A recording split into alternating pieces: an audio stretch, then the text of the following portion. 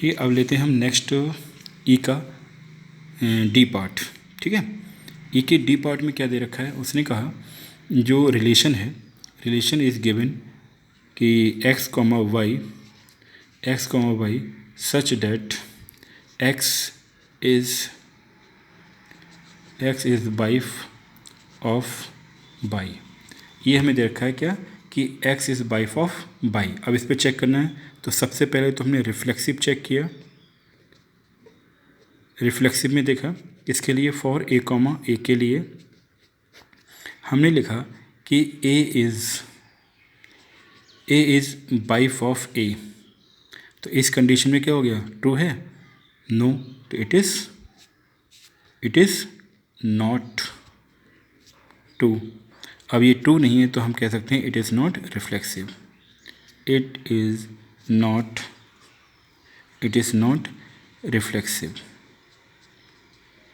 It is not reflexive. ठीक, अब check कर लेते हैं क्या सिमिट्री के लिए, SYMMTR सिमिट्री के लिए हम चेक करें। हमने कहा फॉर ए कॉमा बी। अब फॉर ए कॉमा बी थोड़ी लिखेंगे, हम लिखेंगे ए कॉमा बी के लिए। चलो लिख लो, कुछ नहीं पड़ता। हमने लिखा फॉर ए कॉमा बी। अब इसके लिए हमने क्या लिखा कि हमने कहा कि let A comma B belongs to are.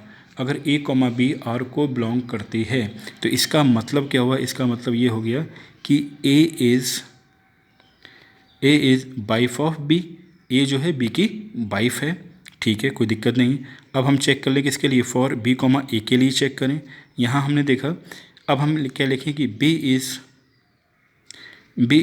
Wife of a. It is not true. It is not true. अब जब ये ट्रू नहीं है तो हम क्या कह पाएंगे, it is not transitive. It is not symmetric, sorry, it is not symmetric. समझ में आया सिमेट्रिक क्यों नहीं है, क्योंकि भैया ए अगर बी की वाइफ है तो कैसे पॉसिबल है कि बी ए की वाइफ हो जाए। ठीक है, मेल फीमेल में या फीमेल मेल में कैसे कन्वर्ट हो सकती है। ठीक है, it is not possible. Okay, तो it is not symmetric, sorry, it is not लिखना भूल गया, इट इज़ नॉट सिमेट्रिक। अब आइए ट्रांजिटिव में। जब हम ट्रांजिटिव की बात करते हैं तो ट्रांजिटिव में क्या है, ट्रांजिटिव में अब वही सब चेक करना है। तो आपने क्या लिखा, आपने कहा कि let A comma B belongs to R, और यहाँ अब लिख रहे हैं let B comma C belongs to R. अब देखिए A comma B belongs to R का मतलब हो गया कि A is wife of B, और इसका मतलब हो गया कि B is wife of C. ठीक है, ए बी की वाइफ है और बी सी की वाइफ है, तो यहाँ पर इट इज़ नॉट पॉसिबल। ठीक है, we have right here which is not possible. Which is not possible क्यों पॉसिबल नहीं है भैया, जब आप कह रहे हो कि A comma B belongs to R, ठीक है, निकल के क्या आया, और B comma C not belongs to R. आपने क्या देखा कि बी और सी का रिलेशन फॉर्म ही नहीं हो पा रहा है। जब ऐसा है तो हम ये कह पाएंगे ईजिली कि A comma C not belongs to R. जब A comma C not belongs to R तो it is not transitive. It is not transitive.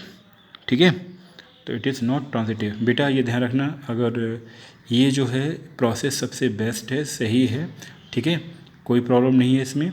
तो यहाँ क्या, a is wife of b, यहाँ लिखा b is wife of c, which is not possible, क्योंकि अगर A B की wife है तो बी सी की वाइफ कैसे हो सकती है, क्योंकि यहाँ कंडीशन क्या होगी, a is female and b is male. यहाँ पर क्या कह रहे हैं कि बी जो है वो फीमेल हो जाता है, पॉसिबल है, नो।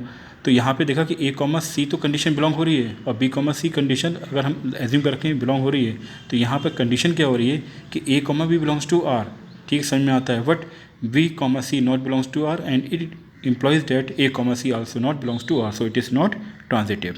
ये ट्रांजिटिव नहीं है। ओके, अब इसका E part same to same है। ठीक है, E part is same as D, मतलब जो अभी हमने किया है, इस डिस्कशन किया बिल्कुल सेम टू सेम है। सो बेटा ये होमवर्क है, आप लोग अपना